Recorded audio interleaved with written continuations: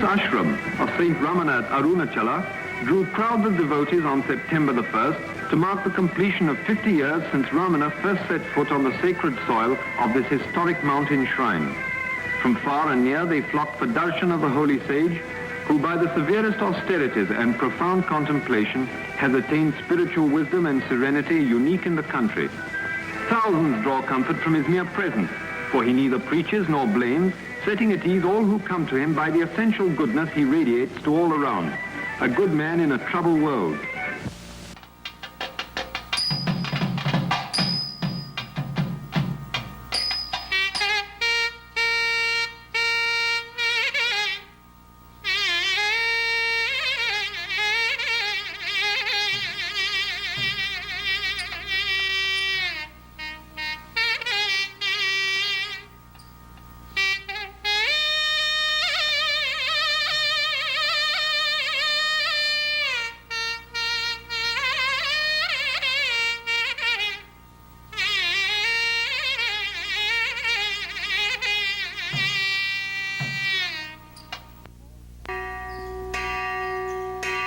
In the small town of Tiruchuli, 30 miles from Madurai in South India, Arudra Darshan, a celebration of Lord Shiva, is performed annually with great religious fervor.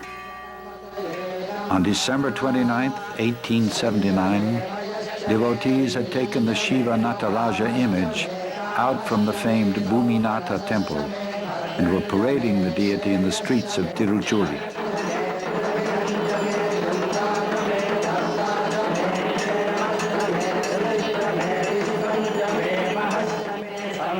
Late at night, about 1 a.m., when the festivities were concluding and the image was being carried back into its sanctuary, a small, sharp cry of a newborn babe was heard just outside the temple wall. The boy, Venkataraman, later to be acclaimed by the world as Bhagavan Sri Ramana Maharshi, was born.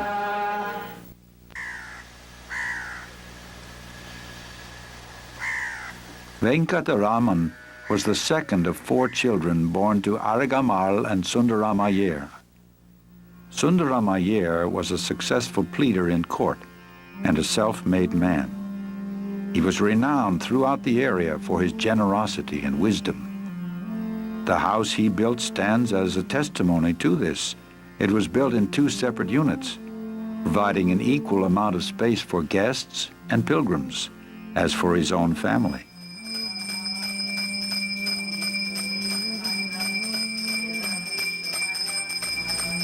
Today, this house is maintained as a shrine where daily worship is performed and pilgrims often visit.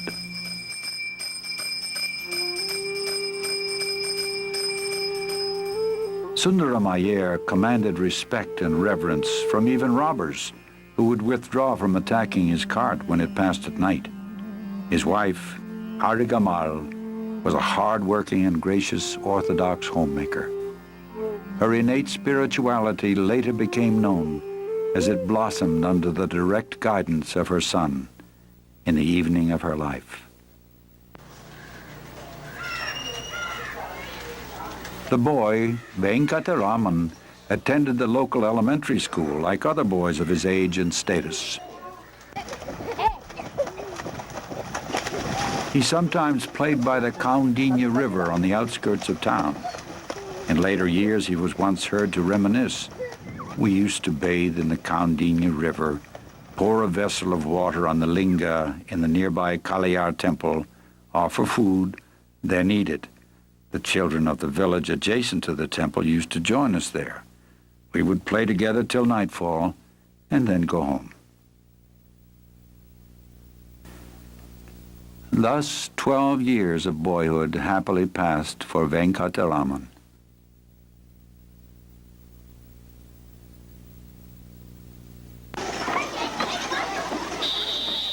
In 1891, he was sent for higher schooling to relatives in Dindigul, where he attended Dindigul Municipal High School.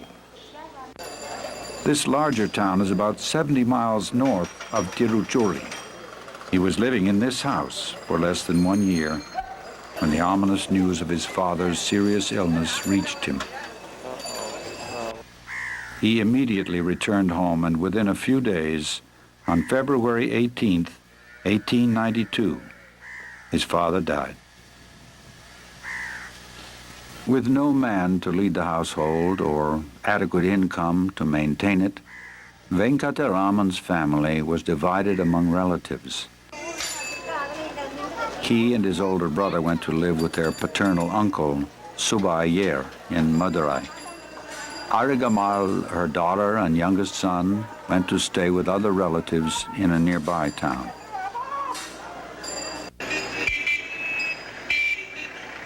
Madurai, which is known for the famous Meenakshi temple, is a large, bustling city. Venkataraman first joined the Scots Middle School, and by the time he advanced to the American Mission High School, it became clear to all that this boy would never be a scholar. He preferred games and athletic activities. If it wasn't for his amazing retentive memory, the neglect he showed toward his studies would have definitely alarmed his guardians. In fact, nothing to this point in his life revealed any real purpose or meaning to him. Swimming in the Vegay River and competing in sports was a happy diversion for him, especially since he was blessed with health, strength, and coordination, enabling him to excel all others. The first premonition of the boy's unusual destiny exhibited itself in November 1895, just before his 16th birthday. One day, when meeting an elderly relative and asking him where he was coming from, Venkataraman was astonished to hear him reply, "From Arunachala." He knew of Arunachala as being a very sacred place, but it never occurred to him one could actually go there. The second premonition came soon after. His uncle had borrowed a book of the 63 Tamil saints titled Peria Puranam. Venkataraman picked it up and, as he read it, was overwhelmed with ecstatic wonder that such faith, such love, such divine fervor was possible, that there had been such beauty in life. The tales of renunciation leading to divine union inspired him with awe and emulation. The climax came only a few months later. Venkataraman was in the upstairs room of his uncle's house when the great change in his life took place. In fact, it was quite sudden. A violent fear of death overcame him. In spite of good health and without crying out for help, he just felt, "I'm going to die." This shock drove him inward, and he was totally absorbed in the vital questions demanding to be answered. What does death mean? What is dying? It is the body that dies. He dramatized the event by imitating the state of rigor mortis, lying stiff, holding back breath and voice like one dead. His body would be carried to the burning grounds and reduced to ashes. Yet he thought, I still feel the full force of my personality and even the voice of the I within me, apart from the body. He experienced that he was the supreme spirit transcending the body. The body dies, but the spirit cannot be touched by death. He was granted the certainty that he was the deathless spirit. From that moment on, the I, or self, focused attention on its source, which is the self and substratum of all existence, and his absorption in it remained unbroken. Whether talking, reading, or doing anything else, he was always centered within, on that supreme self. The permanent awakening of this new awareness within him simply meant the transcendence of his individual I or ego sense and union with God.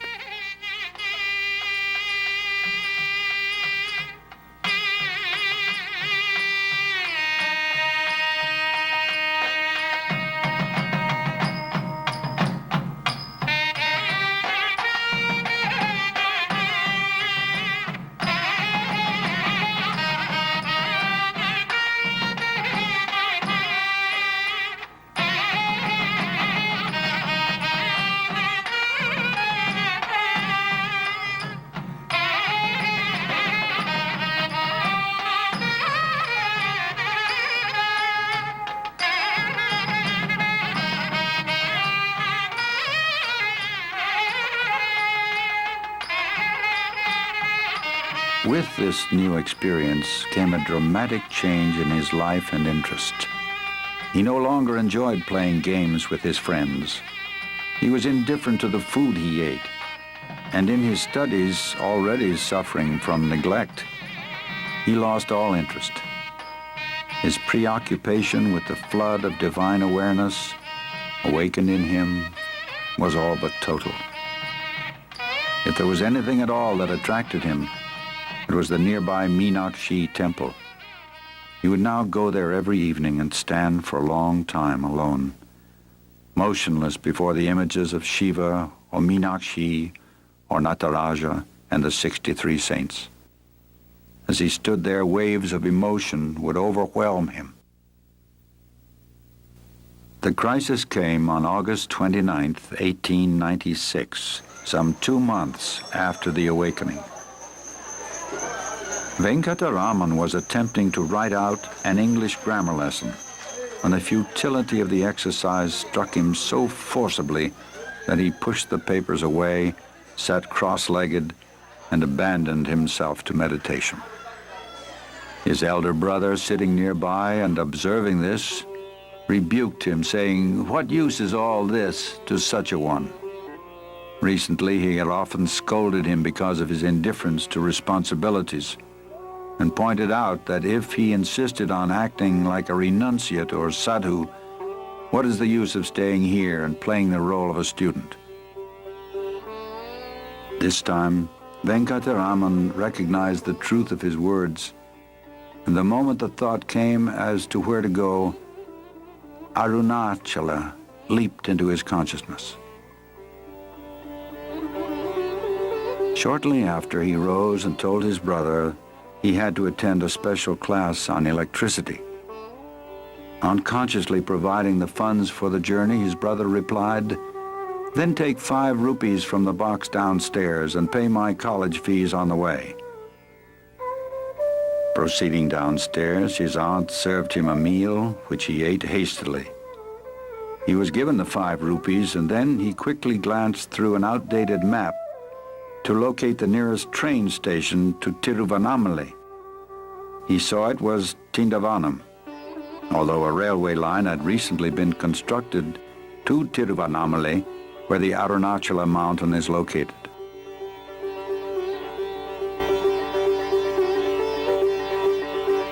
Placing the following note in a cupboard, he left, not for his school, not to pay the college fees, but for the quest. "I have set out in quest of my Father in accordance with his command. It is on a virtuous enterprise that this has embarked. Therefore let none grieve over this act, and let no money be spent in search of this. Your college fees have not been paid. 2 rupees have been enclosed herewith."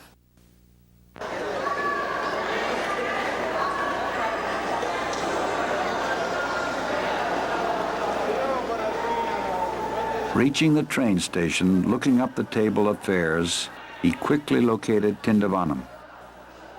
Had he looked closer, he would have seen the town Tiruvannamalai, but he was already late for the noon departure.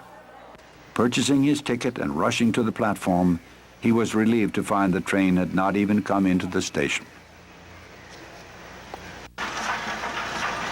Once on his way, Venkataraman sat silent among the passengers, lost in the exaltation of his quest.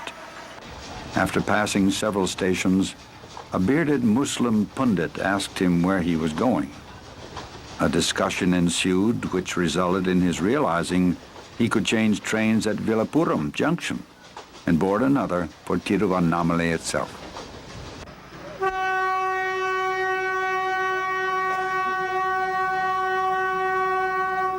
Before dawn the next day, he arrived at Virupaksha Junction. When morning broke, he walked into town and looked for road signs for Tiruvannamalai, as he now thought of walking the distance. Unable to find his way and feeling tired and hungry, he sat near a restaurant waiting for it to open. After eating, he returned to the railway station and bought a ticket to Mambalapattu, which was as far as his remaining money would take him.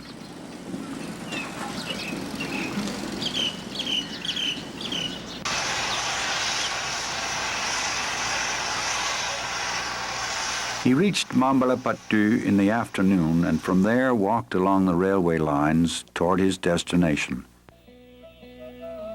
A 10-mile walk took him as far as Tiruchuli. It was now evening, and before him was the ancient temple of Arayaninallur, built on a large rock.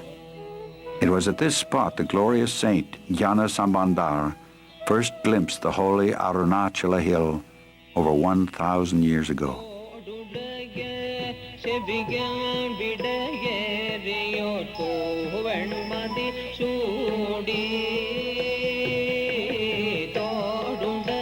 Soon after Venkataraman reached the temple, a priest opened the doors to perform the evening worship. The boy entered, sat in a pillared hall, and immediately beheld a brilliant light pervading the whole temple. After rising and searching to find out from where this light emanated, he soon realized it was from no physical source. He again sat absorbed in meditation, only to be roused by the temple cook, who asked him to leave, for they were locking the temple doors.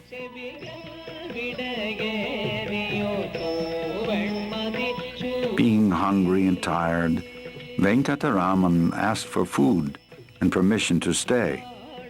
He was refused both requests and was given the suggestion to follow them to the Kirur temple across the river, where he may be given food after the worship there.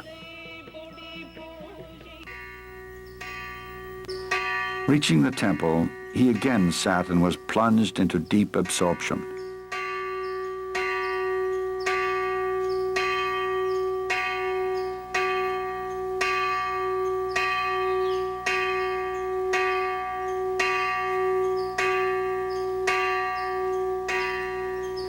At 9 p.m., the worship was finished and supper was served.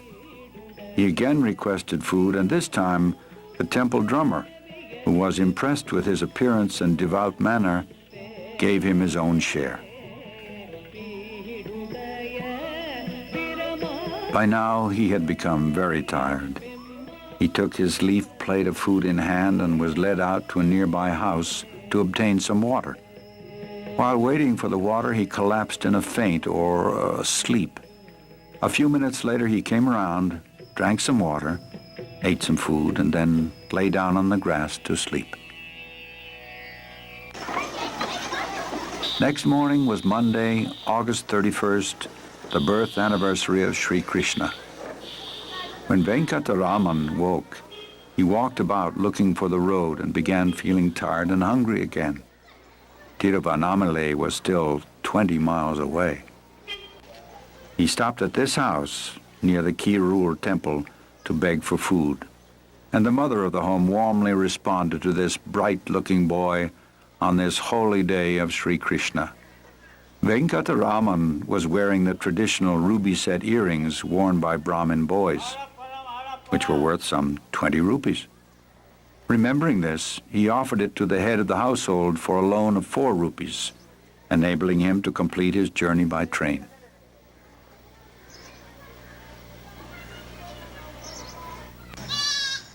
The transaction completed and addresses exchanged so he could later reclaim his property, the pilgrim departed for the train station. He had to sleep that night in the station, for the train to Tiruvannamalai didn't leave until the morning.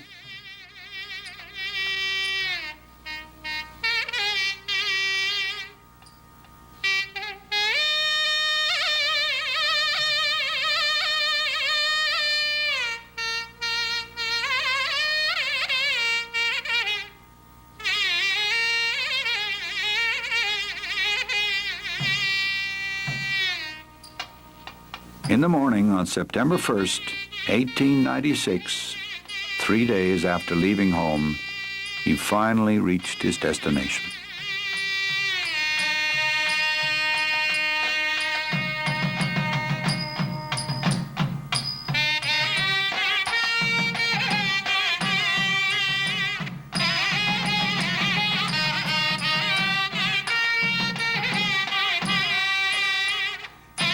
With quick steps, his heart throbbing with joy, he hastened straight to the great temple of Arunachala.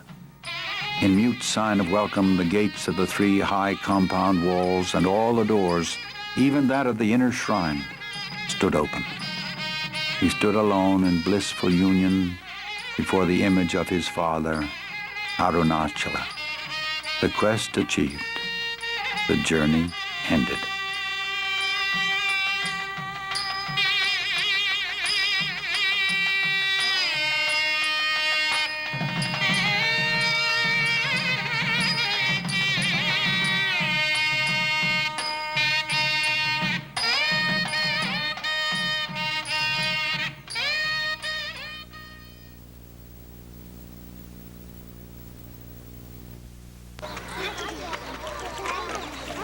Leaving the temple, Venkataraman wandered out into the town. He made his way to Ayankulam tank, into which he threw whatever possessions he had, including about 3.5 rupees in change. That was the last time he ever touched money. Removing his lower garment, he tore off a strip to use as a loincloth and cast the remainder into the tank. Someone, noticing the lad's apparent mood of renunciation, amusingly suggested to him to have the barber remove his hair also. He agreed. Returning to the temple, and just before entering the main gate, a short, hard shower of rain burst down on him. This rain bath, he thought, was sufficient compliance to the scriptural injunction of bathing before taking up the life of an ascetic. All formalities completed, Venkataraman entered the temple and took up his abode in the 1,000-pillared hall.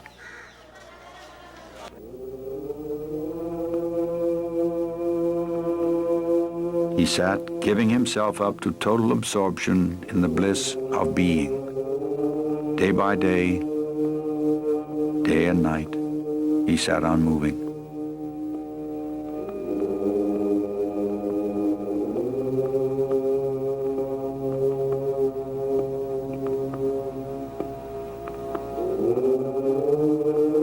For some weeks he continued so, lost in ecstasy, never speaking.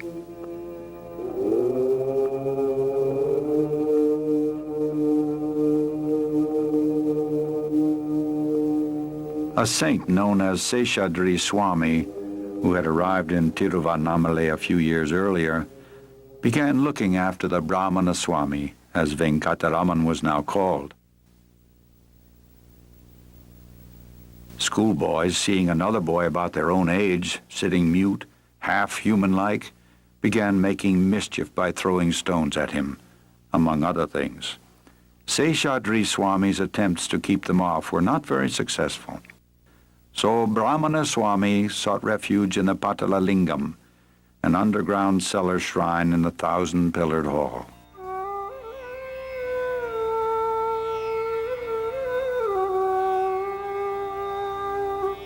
In those days, this vault was neglected and seldom visited by humans, but the ants, vermin, and mosquitoes flourished in its dark, damp atmosphere. In this corner, they preyed upon the boy's flesh until his thighs were covered with sores that ran blood and pus. To the end of his life, the marks remained. The few weeks he spent there was a descent into hell, and yet absorbed in the bliss of being, he was unmoved by the torment. It was unreal to him. One day a pious man, seeing boys throwing stones into that cellar, became indignant and chased them away. Entering the vault, he was horrified to discover the ill-kept youth who sat unaware of his surroundings.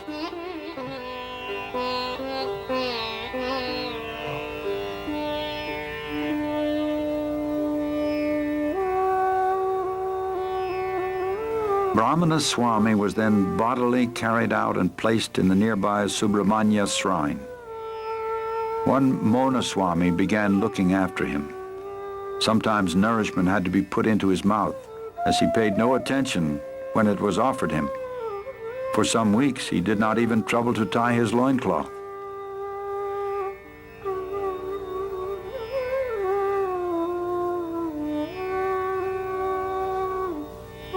After a few weeks, he moved out to the temple garden. Then later to the hall of the temple vehicles. Later again, under a tree near the temple wall. In this way, for nearly 6 months, he resided within the great temple. He remained almost always completely absorbed in a blissful trance. He would even move about in this trance, for on waking to the world, he would sometimes find himself under a different bush with no recollection of how he got there.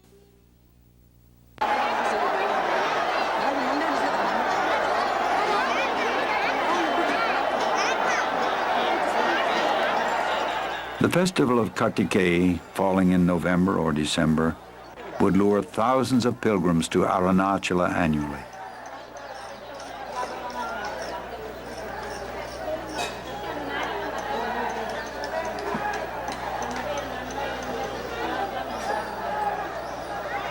Ramanaswami began to attract much attention and devotion from these pilgrims, who saw in him a pinnacle of renunciation and union with God.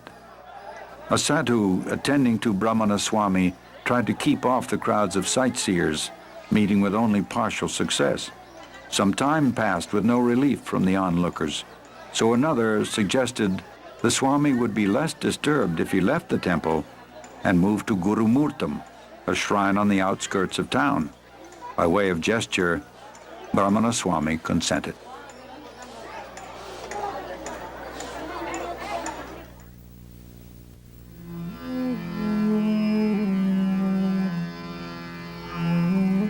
In February of 1897, about 6 months after his arrival in Tiruvannamalai, he left the Arunachala temple for Guru Murtam.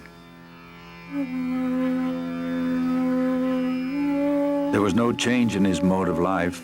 He would sit in this shrine, his mind and senses merged in the divine. He would eat only 1 cupful of food daily and never speak. Others thought he was observing a vow of silence, but it was not so. He simply had no desire to speak or attend to the needs of his body. His hair grew long and matted. His body was crusted with dirt, and because of lack of nourishment, he had difficulty raising himself when he needed to go out. It was here that a sincere devotee, Palanaswami, attached himself to the young sage. He consecrated the rest of his life to his service, remaining his attendant for 21 years.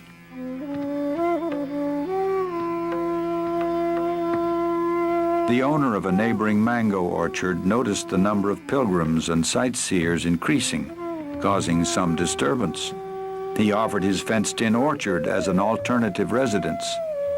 In May 1898, after a little more than a year at Guru Murtam, Ramanaswami and his attendant moved into the orchard.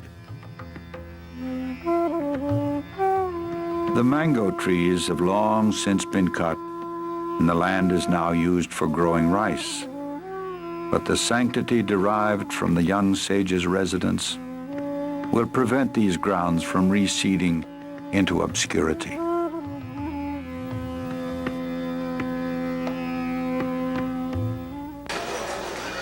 About the time Venkataraman moved to the orchard, His uncle in Madurai died. It was at his funeral that the bereaved family received news that their runaway boy was now a revered Swami in Tiruvannamalai. Aragamal anxiously sent her late husband's other brother, Nelliyappa Iyer, to bring the boy back. After arriving in Tiruvannamalai with a friend, Nelliyappa Iyer was deeply moved to see his nephew in such an exalted state, but distressed at his physical condition. He pleaded with the boy to return to his family. The Swami remained silent and indifferent, and his uncle returned home disappointed. 6 months quietly passed in the mango orchard. Then the Swami decided to live alone and beg his food in town. He moved to this Arunagirinatha temple. Palaniswami, his attendant, insisted on following him. After a month here and another month in the Arunachala temple, he went up to Pavarakunru, one of the eastern spurs of the Arunachala mountain. He stayed in the temple there and continued to sit, as before, immersed in the bliss of being. It was here, near the end of 1898, where Aragamal found her son.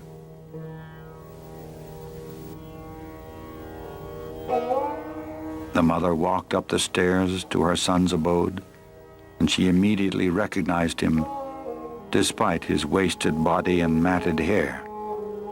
Day after day she beseeched him, entreated, begged, and even reproached him for not returning home. The boy sat unmoved. In final desperation, she burst into uncontrollable tears. The boy walked away lest his compassion should show and give her false hopes. In the end, he wrote on a piece of paper, "The ordainer controls the fate of souls in accordance with their prarabdha karma. Whatever is destined not to happen will not happen, try as you may. Whatever is destined to happen will happen. Do what you may to prevent it. This is certain. The best course, therefore, is to remain silent." The mother resigned herself to his firm resolve and left.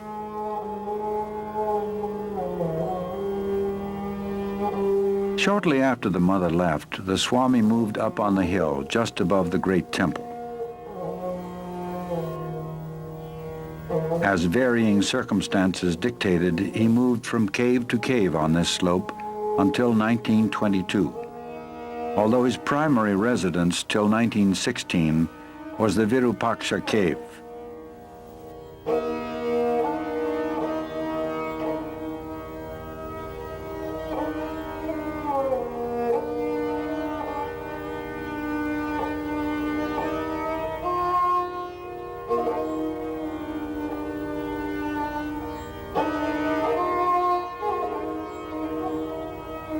This dwelling that contains the remains of the 13th century saint Virupaksha has a small stream running next to it. Unfortunately, in the summer months, the cave becomes oppressively hot and the stream dries up. During this hot period, the Swami and his followers would move to the nearby mango tree cave, which was somewhat cooler and had adjacent to it a perennial supply of water.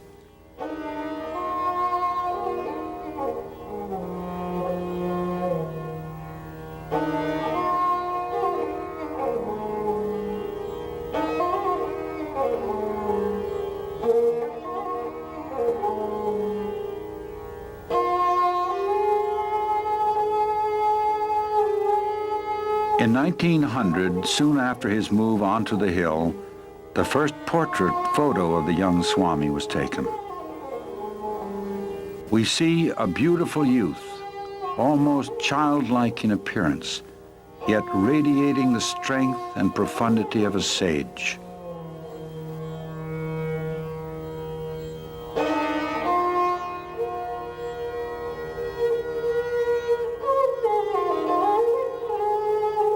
During the early years on the hill, the Swami continued to maintain silence. His radiance had already drawn a group of devotees around him, and an ashram had come into being. He occasionally wrote out explanations or instructions for his disciples, but his not speaking did not impede their training, for his most effective instruction was imparted in silence. Merely by sitting in his presence, restless minds came under control, and long-sought spiritual experiences manifested of their own accord. This penetrating and transforming silence became the hallmark of the young sage. The first Western visitor, F.H. Humphreys, an English police officer, described its effect in a letter to a friend in England. On reaching the cave, we sat before him at his feet and said nothing. We sat thus for a long time, and I felt lifted out of myself. For half an hour I looked into the Maharshi's eyes, which never changed their expression of deep contemplation. I could feel only that his body was not the man. It was the instrument of God, merely a sitting, motionless corpse from which God was radiating terrifically. My own feelings were indescribable. In 1902, one Shiva Prakasam Pillai happened to come to Tiruvannamalai on government work. After hearing of the young sage, he immediately went up the hill to see him and was captivated on his very first visit.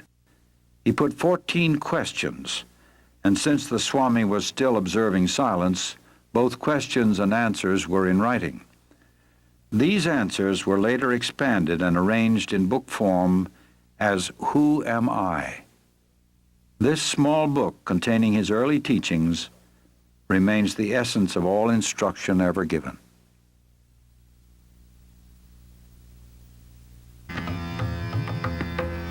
Altogether outstanding among the early devotees of the Swami was the great scholar and ascetic popularly known as Ganapati Muni.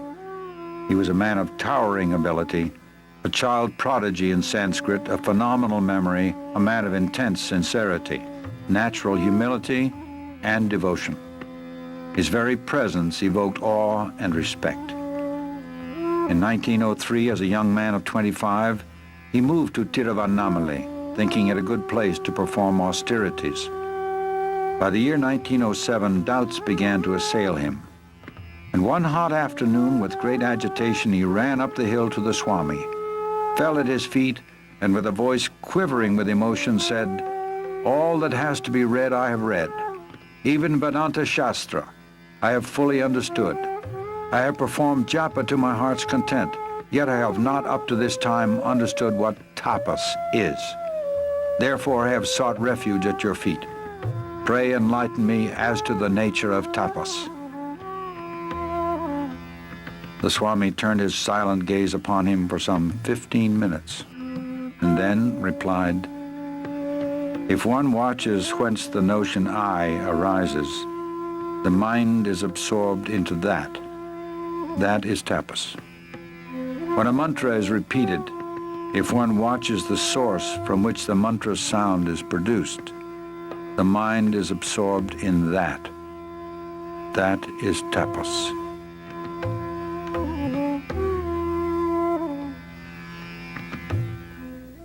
These instructions and the overwhelming grace he felt emanating from the Swami filled him with unspeakable joy. He began composing Sanskrit verses on the Swami and declared to all that henceforth the Swami is to be addressed as Bhagavan Sri Ramana Maharshi. Immediately the name Ramana came into use, so also did the title Maharshi, which means great seer. But gradually the epithet Bhagavan began to prevail among his devotees. It simply means divine.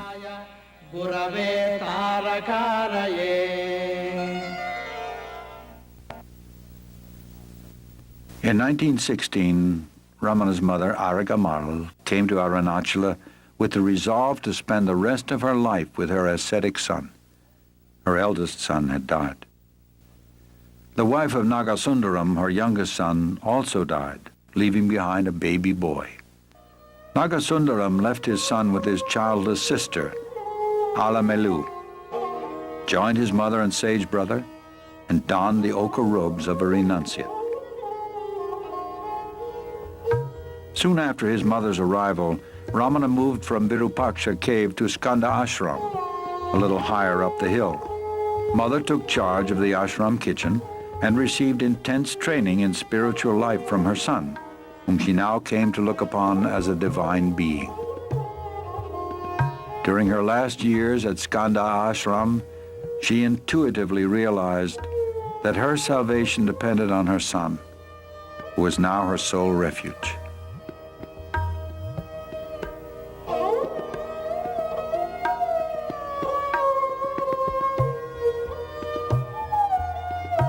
She refused to leave his company even for a day, fearing she might die away from him. She told him, "It doesn't matter if you throw my dead body in the thorny bushes, but I must die in your arms." And in his arms she was on that fateful day of May 19th, 1922. And by his special touch, she attained the final state of absorption in the heart before she breathed her last.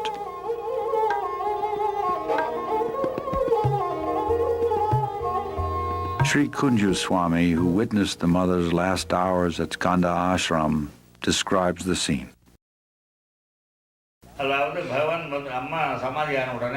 On that last day, from 5 o'clock, there was a premonition that this was Mother's final day.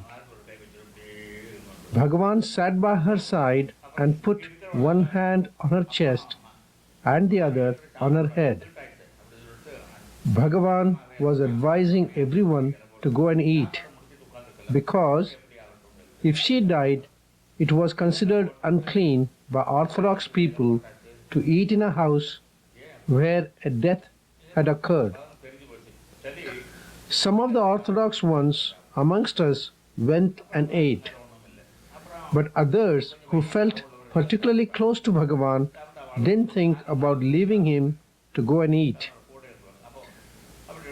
Bhagavan continued to sit by Mother's side and kept his hands on her.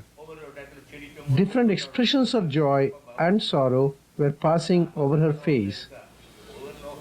Bhagavan was commenting, "Is Mother in this world?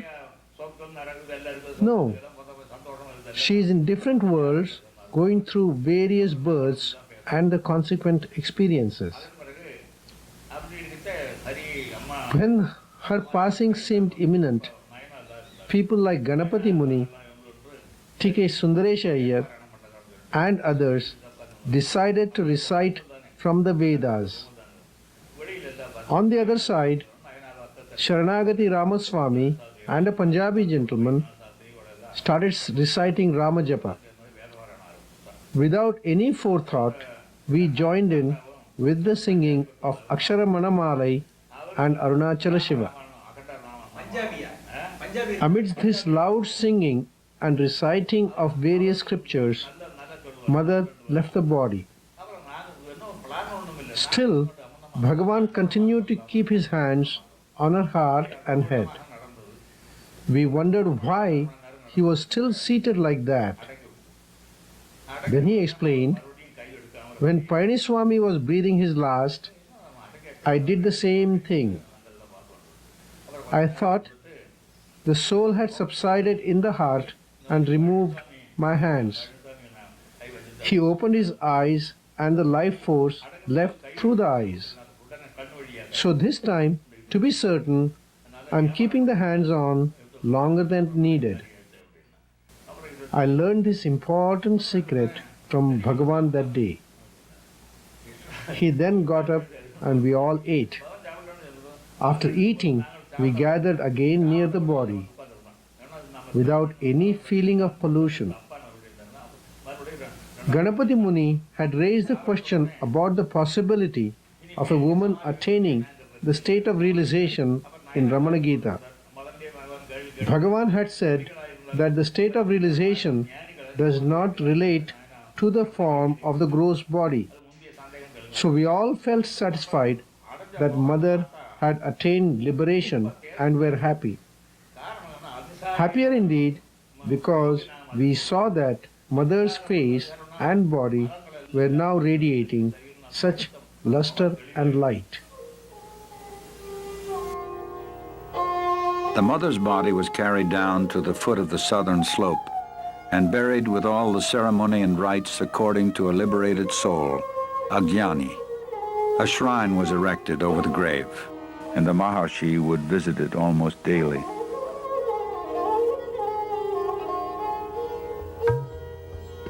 His brother took up residence there, and on one occasion a few months later, the Maharshi came down and settled there too.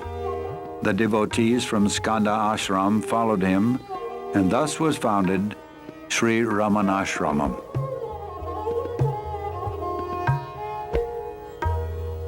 At first there was only a thatched hut built over the mother's grave. But as seekers and devotees began pouring in from all over India and abroad, buildings were constructed to accommodate them. A 40 by 15-foot hall was built to house the Maharshi, and although he preferred every sort of simplicity, a couch was forced upon him. This became his home for most of the 24 hours of the day.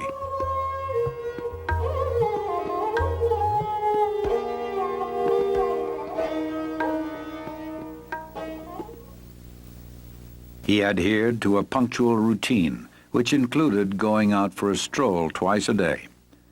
At these times, he would walk up on the slopes of his beloved Arunachala hill, and if any attachment to anything could be said of him, it was surely an attachment to the hill.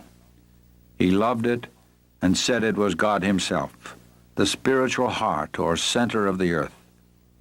He seemed to never be so happy as when wandering around its slopes, and once remarked that there was not one spot on the hill where he had not set his foot. He also encouraged devotees to walk around the 8-mile circumference of the hill, as it has been well known from ancient times to be a very potent spiritual exercise. Generally, the Maharshi appeared to be indifferent, a witness to what was going on around him. Nevertheless, he was always aware of what was happening and seemed to be very particular about certain matters. First of all, he insisted that he should be accessible to devotees and visitors at all times, even on the day of his death when he had no strength to even hold his head erect. He asserted that devotees should not be prevented from seeing him. He was also very keen that visitors should be fed immediately upon their arrival, and food should be well cooked and nutritious. He participated and supervised meal preparations for many years. The Maharshi was adamant that no preferences should be given to him in way of food or conveniences. If it is good for me, it must be good for all, he would say when some special food preparation or medicine was offered him. He would then make the attendants distribute the item to everyone present before he would take it himself.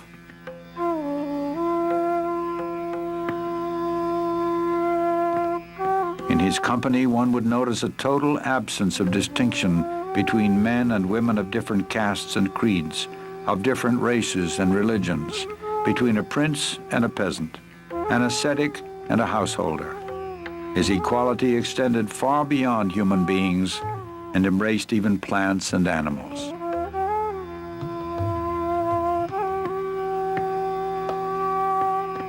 His love for and affinity with animals can be compared only to that wonderful child of Christ, St. Francis of Assisi. They all came to him, dogs, snakes, monkeys, crows, deer, peacocks, chipmunks, and cows, to name a few. Their silent language was known to him, and when he spoke, they understood and obeyed. He arbitrated the monkeys' quarrels. He has been known to speak to the wild leopards and cobras, and the whole animal kingdom accepted him as their guardian and defender. All felt his grace and acted with intelligence in his presence. He considered every living creature as equal, and those who came to him deserved an equal share to the land and resources of Ramanasramam. He often mentioned that this was their territory all along, and we humans have just come and occupied it. If they could speak, they would claim their rights as well. Besides this, he maintained that every creature, from man down to the smallest insect, was an equal manifestation of the Supreme Self, the imperishable One. And even an animal can progress spiritually and on rare occasions attain liberation. This was demonstrated in the life of the cow Lakshmi. For over 20 years she lived in the ashram and exhibited a rare devotion to Bhagavan and intelligence in all matters. Bhagavan fully reciprocated her gentle devotion, and on her last day, when her end was near, he went to her. "Amma, Mother," he said, "you want me to be near you?" He sat down beside her and took her head in his lap. He gazed into her eyes and put his hand on her head and also over her heart. Holding his cheek against hers, he caressed her. Satisfied that her heart was pure and centered on God, he left her. Shortly after, she left her body quite peacefully. She was buried with full ceremony, and a stone bearing her likeness was erected over her grave. An epitaph written by Bhagavan was engraved thereon, stating that, in fact, she attained final liberation on that day.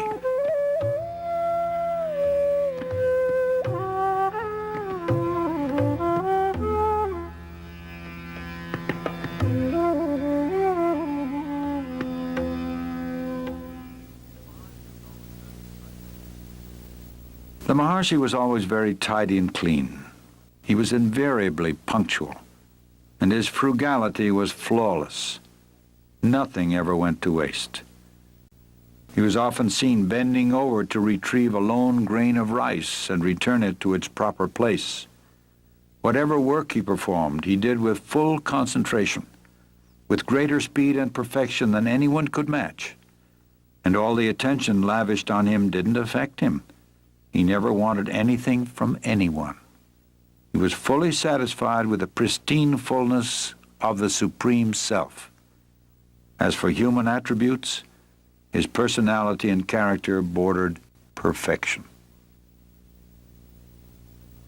But his most outstanding feature was not human. It was divine.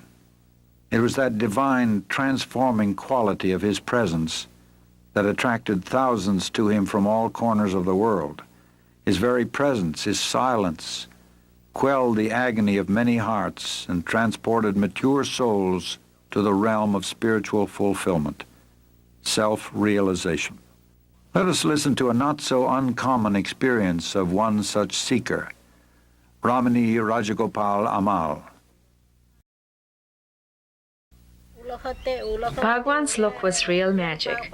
You could not do anything, but just looking into his eyes transformed you into samadhi. Everyone in the hall used to feel Bhagwan was looking at them alone. This is the true experience of each one of us. In his inimitable way, he was giving the glance of grace to each and everyone seated in the hall. Bhagwan's look used to take us deep into samadhi. Just by looking into his eyes, you came to know what meditation is. This is the common experience of all devotees. You ask anyone, and you will get the same reply. Once he gave me such a look, and for a very long time I was absorbed in samadhi. Bhagavan was reading the newspaper, letters were being brought in, normal activity was going on, but I was oblivious of the happenings outside of me. In fact, I was unaware of my body.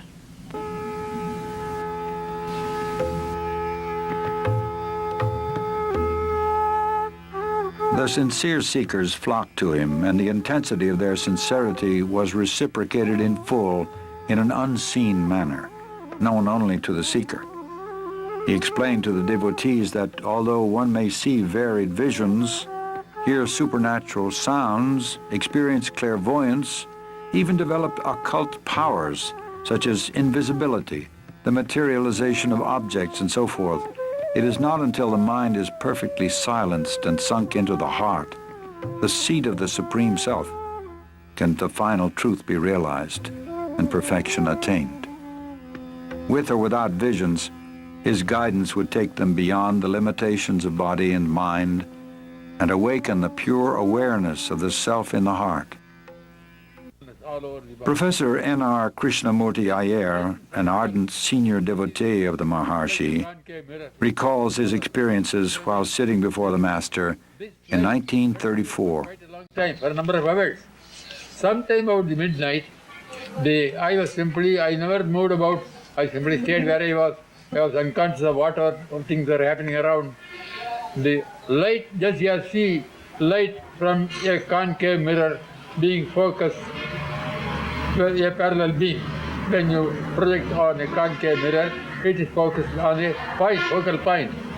That focal point was the heart. At that focal point, all that light was drained. The heart was open. The Kundalini Shakti was completely sucked into that heart. That was seat of Arunachala, Ramana. And there, when the open, usually heart is closed. The heart open, I never knew any of these things. I have never read any theory. These are all practical experiences. When throughout the night, immediately, there gushed forth a flood of nectar from the heart. It drenched every pore of my skin. It drenched my whole physical system. It poured out, went on coming out in great floods. The whole universe was filled. The fun of it was, my awareness was not in the body. My awareness was over the whole of the space, filled by that nectar. The whole universe was nectar. Nectar, I call it ether. You may give it a name, something very subtle, but alert with awareness at every point. And that all the bodies there, living and non-living, were simply like flakes, snowflakes, floating in that ocean of nectar. If you ask me what is my body was the whole universe of nectar.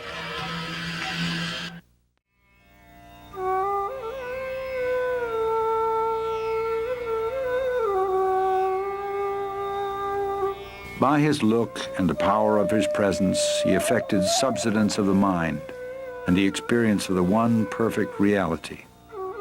He often said that the true teaching was in silence, but this does not mean verbal expositions also were not given. And although he authorized many different methods of spiritual practice, he, however, laid the greatest emphasis on the path of self-inquiry. The first and foremost of all thoughts that arise in the mind is the primal I thought. It is only after the rise or origin of the I thought that innumerable other thoughts arise. Search by means of a deeply introverted mind wherefrom this I arises. If we go inward questing for the source of the I topples down, and immediately another entity will reveal itself proclaiming I. Even though it also emerges saying I, it does not connote the ego, but the one perfect existence. People of all religions came to him, and he never advised any of them to change their faith or abandon their creeds. He answered all their questions patiently, but in the end brought them round to the self. Know who you are, then all else will be known, he would say. To a question put to him about happiness, he replied, happiness is your real nature. You identify yourself with the body and mind, feel its limitations, and suffer. Realize your true self in order to open the store of unalloyed happiness. That true self is the reality, the supreme truth, which is the self of all the world you now see, the self of all the selves, the one real, the supreme, the eternal self, as distinct from the ego or the bodily idea for the self.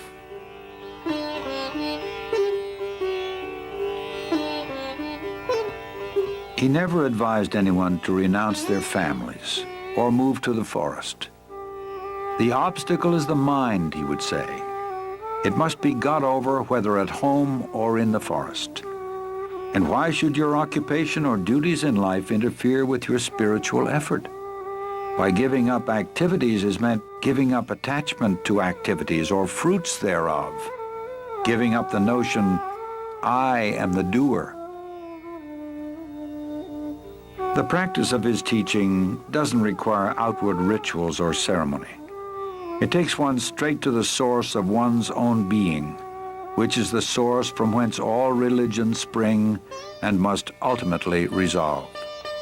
It can be practiced by men and women of all walks of life, regardless of their environment.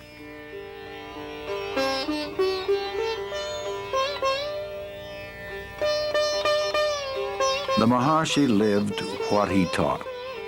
In fact, his life was the most perfect demonstration of the supreme state of self-realization. And although he was fixed in the permanent state of pure awareness, his body was subject to the laws of nature. In time, it became afflicted with rheumatism and weakened with age. Early in 1949, a small nodule appeared below the elbow of his left arm. It was surgically removed.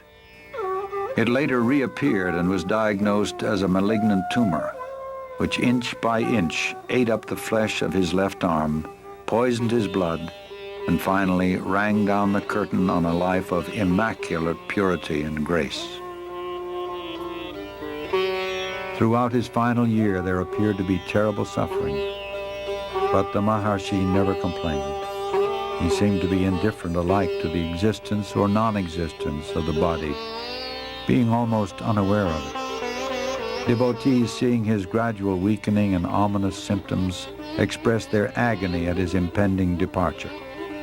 He simply told them that they attached too much importance to the body, indicating that his influence was not limited to the diseased body they saw before him. When on April 13, 1950, a physician brought him some special medicine, he refused it, saying, "It is not necessary. Everything will come right within 2 days." The next day, a long crowd filed past the open doorway. The disease-racked body they saw there was shrunken, the ribs protruding, the skin blackened. It was a pitiable vestige of pain. And yet, at some time during these last days, each received a direct, luminous, penetrating look of recognition, which was felt as a parting infusion of grace. "They say that I am dying, but I am not going away. Where could I go? I am here." He repeated this several times, implying clearly that the end of his body would not interrupt the grace and guidance. And that evening, moments before the end came, unexpectedly, a group of devotees sitting outside the hall began singing Arayaninallur Shiva. On hearing it, Sri Bhagavan's eyes opened and shone. He gave a brief smile of indescribable tenderness. From the outer edges of his eyes, tears of bliss rolled down. One more deep breath, and no more. There was no struggle, no spasm, no other sign of death, only that the next breath did not come.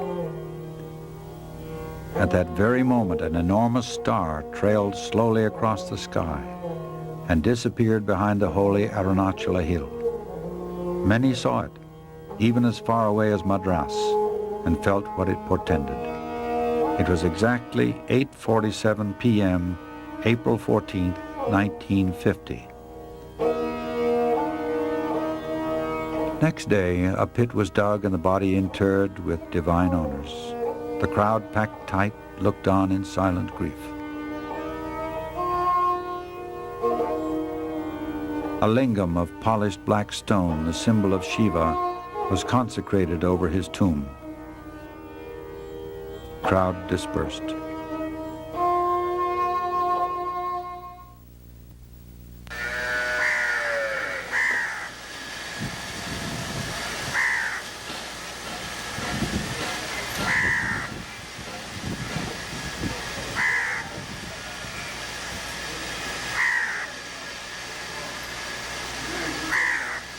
After the first shock of bereavement, devotees slowly began to be drawn back to Tiruvannamalai.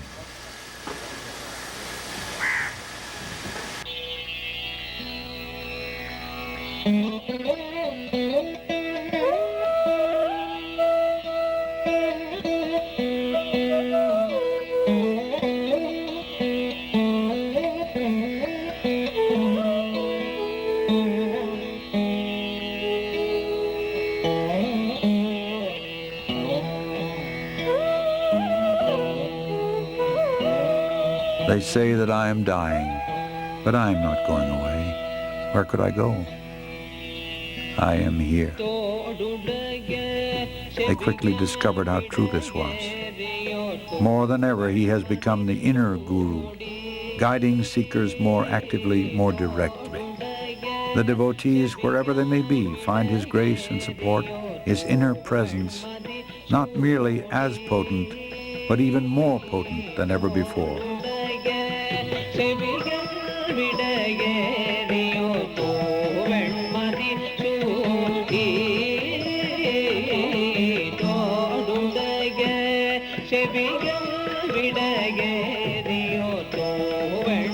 And since the disappearance of his bodily form, his name and fame have been growing day by day. Now, in greater numbers, thousands flock to his tomb and feel the powerful influence of his presence. Houses and cottages have sprung up in and around his ashram.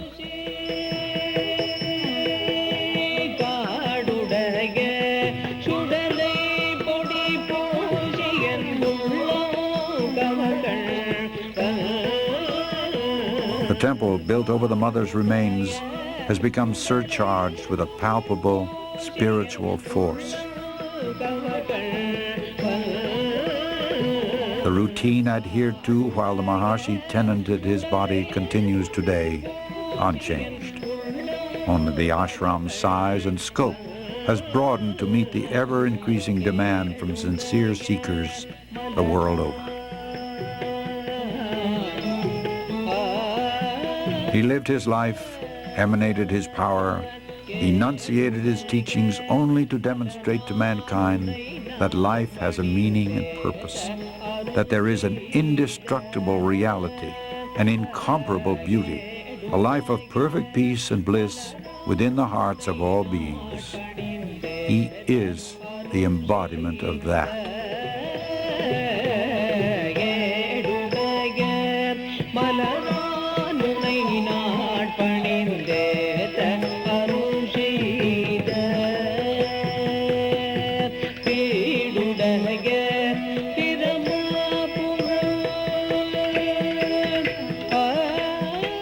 A visit to Sri Ramanasramam intimately binds one to the divine presence of Bhagavan Sri Ramana Maharshi.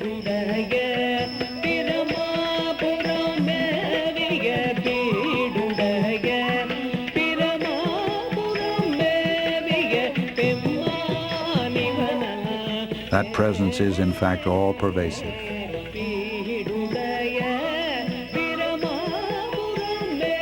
It is here and now. It is the self of all.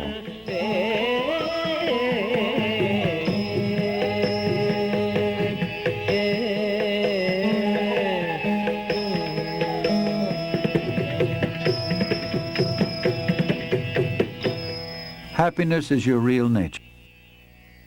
Realize your true self in order to open the store of unalloyed happiness.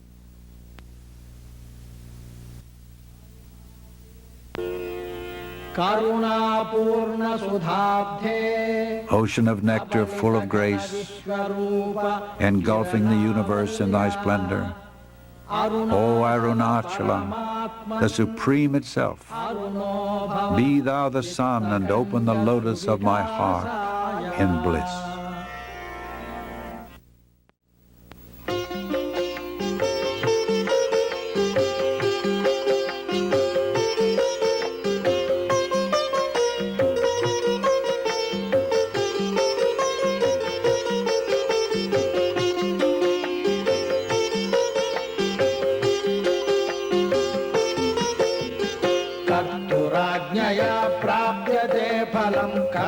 किं परं कर्म तज्जडं कृतिमहो दधौ पतनकारणं फलमशाश्वतं गतिनिरोधकम् ईश्वरार्पितं नेच्छया कृतं चित्तशोधकं मुक्तिसाधकं कायवाङ्मनः कार्यमुत्तमं पूजनं जपश्चिन्तनं क्रमात्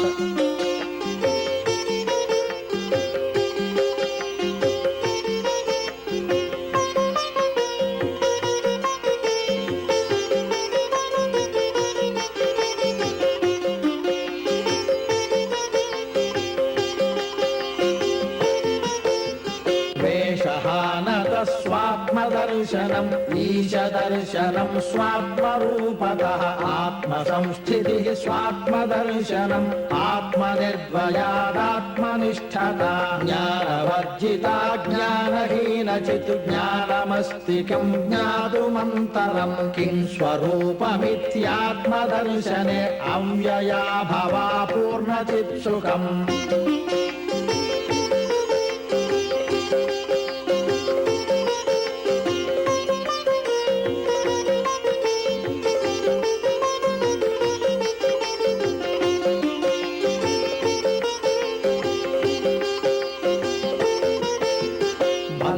मुक्त्यतीतं परं सुखं विन्दतीह जीवस्तु दैविकः अहमपेतकं निजविभानकं महदिदं तपो रमणवागियम्